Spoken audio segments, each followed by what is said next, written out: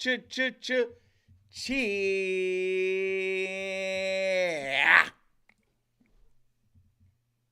So if you're like me, you have your alerts turned on X, aka Twitter, so you could get messages from Shams. Last season, it was Woj, but we are officially in the age of the Shams bomb. And when I tell you, this weekend has been insane. In this episode, we're going to break down the De'Aaron Fox trade to the Spurs and how that's going to impact your fantasy basketball leagues.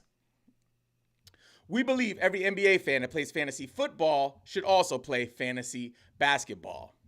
If it's your first time here, I am Robin Marks. I've used to work for #basketball, NBC Sports Roto World, and now I am your personal fantasy basketball analyst. As you can probably hear in my voice, I am wildly excited right now. It has been an insane weekend, so please bear with me because a lot of this information is brand new. So just for the rundown, the way we're going to do this episode is I'm going to go through some general NBA fan takeaways. Like as a viewer of the game, as a supporter of basketball, I'm just going to run down some basic NBA stuff. Then we're going to go a little deeper. We're going to talk about how these trades, specifically this De'Aaron Fox trade, will impact your fantasy basketball team. But before that, I want to talk about BetOnline. BetOnline continues to be the world's most trusted betting platform and your number one source for online betting in 2025. Whether you're a seasoned fan or a first-time bettor, BetOnline is your ultimate game day companion. With the largest selection of odds on everything from football to NBA, college basketball to NHL and UFC, BetOnline is the number one sports betting source for the new year. From touchdowns to three-pointers and hat tricks, BetOnline has everything covered on every game, every play, and every win. BetOnline, the game starts here. Okay, so let's just jump into some general NBA updates around the De'Aaron Fox trade. But before we do that, let's just actually break down the trade for you. So over here, for my folks who are watching at home, we have the actual tweet from Shams that illustrates in detail the trade, which is a blockbuster. The Spurs receive De'Aaron Fox and Jordan McLaughlin. The Kings receive Zach LaVine, Sidi Sissoko, three first-round picks. That's the 2025 Charlotte pick, the 2027 San Antonio Spurs pick, and the 2031 Minnesota pick. They also get three second-round picks. That's the 2025 Chicago pick, the 2028 Denver pick, and their own 2028 pick that they get back. Now, the Bulls receive Zach Collins, Trey Jones, interesting, Kevin Huerter, and their own 2025 pick from the San Antonio Spurs. So that's the actual breakdown. So this is what I think. I think that the Spurs are in win-now mode. The Spurs are loading up to bring on a player, a game changer. He won the most clutch player a couple of years ago in the league. He's an elite fourth quarter performer and a solid piece to a potential championship squad. I don't think he's quite a number one, right? But I think playing with Wemby, he can be an amazing number two to Victor Wembanyama. So I think that's my biggest takeaway, is that the Spurs are not playing around. The West is loaded, so it's going to be difficult for them to actually win with all of the competition from OKC down the line. But I do think they are making a statement and putting the league on notice that they are in win-now mode. And another thing I'll add to that, I don't think the Spurs are done wheeling and dealing. The other big takeaway for me was that Zach LaVine, is going to be reunited with his old running mate, DeMar DeRozan. They had a pretty good run in Chicago together where they could both be productive. I don't know if that's going to be the case in this, version of them running together. I think that we'll talk about it when we get to fantasy, but I do think that there might be a bit of a regression. But I think long term, this could be an opportunity for them to ride out in the sunset together. I don't know if they're going to ever win a championship in Sacramento while those two are still playing, but I do know that those guys are up in age, and these are kind of their last opportunities to perform at an elite level. The last thing when it comes to general NBA takeaways is Vucevic, Vooch, right, over at the Bulls. I think that he's going to move soon. I think these dominoes falling are just an indication that, hey, the Bulls are cleaning house. They're going into full-on rebuild mode, and if you're over a certain age or your contract is over a certain limit, that they're going to do what they have to do to move you off the team. So I don't give a shih tzu puppy. Before this trade deadline comes, I believe my man Vooch is going to be on another team. Now I want to take a look at some of these fantasy takeaways. I know you are a fantasy basketball fanatic like myself, and you want to know, like, Robin, like, what the heck does this mean for my team, right? So we're going to go through it team by team to kind of give you a breakdown of what the Spurs are going to look like, what the Bulls are going to look like, what the Kings are going to look like, and how some of those key players will be impacted. Now, I will give you a disclaimer. This is all very fresh. So I went in to take a look at some of the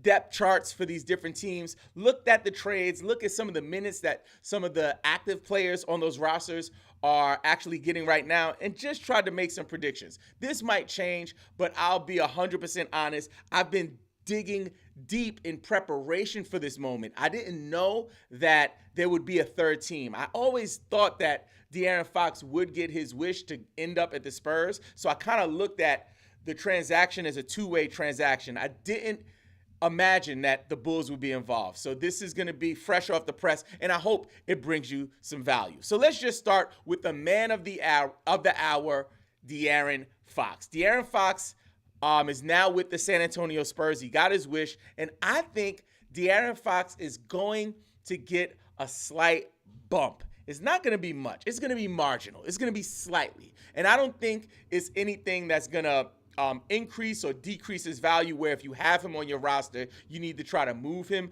If you don't have him on your roster, should you be trying to trade up to get him? I don't think it's going to be anything crazy like that, but I do know that with stars like this, when they get into a new environment, sometimes they want to prove themselves, and sometimes they want to set the tone early. And Victor Wembanyama doesn't strike me as the type of young leader that is going to try to suppress any of the value that De'Aaron Fox will bring to the table. So they probably want him to get in his groove. So I think in those first couple weeks, you're going to see him trying to forge a path to show that he's a value to the team. So I think they're going to feed him a lot. So I see a slight bump for De'Aaron Fox. I'm not sure about CP3. I think that CP3 will be impacted. I'm not sure if it's going to be a heavy increase or a heavy decrease, but I know there will be some form of an impact. One thing that's worth noting is that he'll clearly be their backup point guard, because Trey Jones moved on in this deal. So I think that CP3, more than him having an increase or decrease in fantasy value, I think behind the scenes he's going to have a huge impact on De'Aaron Fox, and I think that can help him on the court as well. So CP3, I think, will be a stable piece in all of this. One thing that's worth noting, I think that Stephen Castle it's a huge play because he didn't move.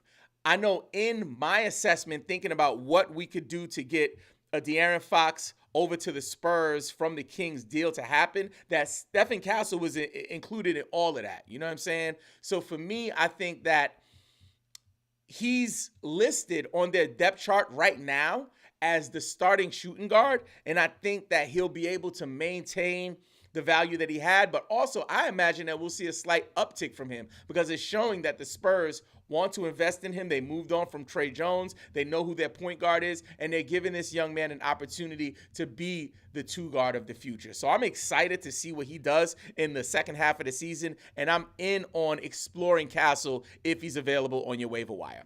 A couple of players on the Spurs that are going to take hits. I think Jeremy Sohan's going to take a hit. I do think this won't improve his fantasy value. And I also think Devin Vassell, who is a rising talent in the league is going to kind of hit a ceiling very quick because there are only so many mouths to feed. I think he still will have some value, but I don't believe that leap that maybe people were hoping that he would take at some point is ever going to happen with this many mouths to feed on the Spurs. Next up, let's take a look at the Kings. So Zach LaVine is reunited with DeMar DeRozan. So let's talk about both of them together in tandem now that they're both on the Kings. I think that they're going to kind of take a slight hit because together they did well in Chicago. They were at a certain age. The system was kind of built for them, right? And I think now with a piece like Sabonis, although, Vucevic was productive, he wasn't Sabonis, right? And Sabonis is going to demand a certain amount of usage. He's a big man who can dish the rock, double-double, triple-double type of machine. So he's going to be the centerpiece of that offense, of that team. So I think Zach LaVine and DeMar DeRozan, specifically because of their positions, they're both wings, they have very similar skill sets. I think they're going to kind of work against each other in terms of fantasy basketball value, and they'll both take a slight hit.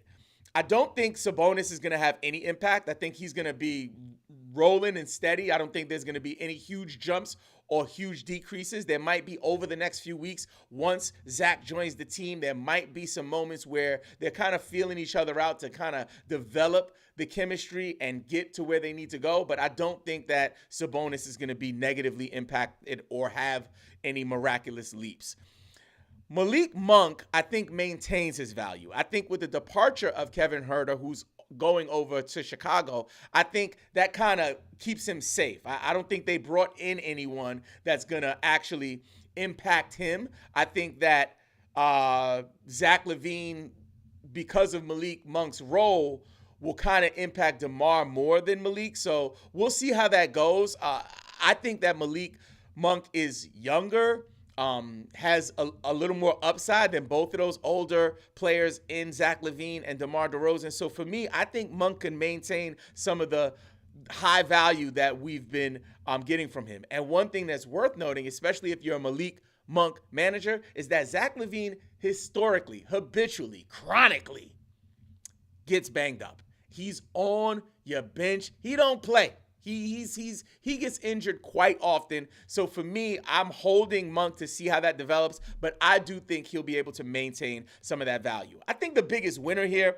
is going to be Keon Ellis. I think that many have said if we get a departure of De'Aaron Fox, that Keon Ellis wins here. So I'm excited to see what he does. I have him on a couple of my rosters. If he's available on your waiver wire, I would recommend maybe just grabbing him to see what happens. And this week, I wouldn't play the waiver wire the way you've played it. I would play the waiver wire to see what's happening with these trades, to see if you could swoop in, and put some of those players on your roster. So Keon Ellis is definitely somebody I'm taking a look at. Next up, we're going to talk about the Bulls, but before we do that, I want to talk to you about our paid subscriber community. If you love this community and you want to invest in what we're building, please consider becoming a paid subscriber. Think of it like treating me to a coffee and bagel once a month. Becoming a paid subscriber will grant you access to our MVP Discord channel, priority DM and email replies, and priority rate my team videos on TikTok. If you haven't seen those videos, they're super fun. I pretty much put up a green screen of your team, and then I break down who's a winner, who's a loser, and then I give you a score on our patented 1 through 5 GOAT rating. Remember, you are not obligated or expected to pay anything to be a part of this community, but there are expenses associated with running this operation, and your support will help to keep this thing going for years to come. To get started, visit BelieveInFantasy.com, enter your email, and select the level of support that works best for you. Now we want to talk about the Bulls. So with the Bulls, it's clear that they're hitting the red button and they're going into rebuild mode. Players like Zach LaVine, Vucevic, these guys, they're trying to move on from, and now they've moved on from Zach LaVine. I think Vuce is next. But let's talk about the players they do have currently. Zach Collins, I'm not sure or optimistic about anything happening for him when he gets there, because I think that they have young players that they're looking at giving the opportunity if Vucevic moves on. But right now, Vuce is still there, so I don't really see Zach LaVine getting a major increase in his value. And he was really kind of a non-factor in San Antonio unless Victor Wembanyama was banged up. Now, Trey Jones, he might take a hit because Kobe White is still there. There's a chance they move Kobe White, but with Kobe White in the driver's seat, I think that Trey Jones may take a slight hit on his value. Again, he was not a player that we were going home to write home about. He's not like somebody that was breaking records or doing anything super magnificent for fantasy basketball. But pay attention, because if Kobe White is moved, that could change the way things look. Speaking of Kobe White, I think he'll take a slight hit. I also think Kevin Huerter is going to take a slight hit. Over there, they just got tons of guys who play the same position. We got the Josh Giddeys. We got Kobe White. We got all of these guards and wings over there. So I think there's going to be not so much opportunity for new players coming in. Ayo Dosunmu, I think, is going to have an increase in the short term. I think once things stabilize and they kind of see what the team looks like after the trade deadline, a week or two after that, we might see his value come down. But even right now, he's producing on a decent level, and maybe he's worth giving a shot in a 12-team league. But I think over the next few weeks, as they're kind of developing the chemistry of the team, they're going to be looking for some stabilization. And until they find that stabilization, I think Ayo is going to be a great asset and have an increase. I think it's the same thing for Giddey. I think because he's been there, he's going to get some extra run during this transition, and they're going to lean into him as someone who's been on a team. But long term, I'm not sure how all of these people who play the same position are going to impact him long term. Let me know in the comments, what do you think? Do you think any of these predictions that I made are off? And if you do think that, let me know what your opinion is. Make sure you follow if you're not already following or subscribing, and also make sure you share with a friend. Don't forget, play the waivers, set your lineups, and believe in fantasy.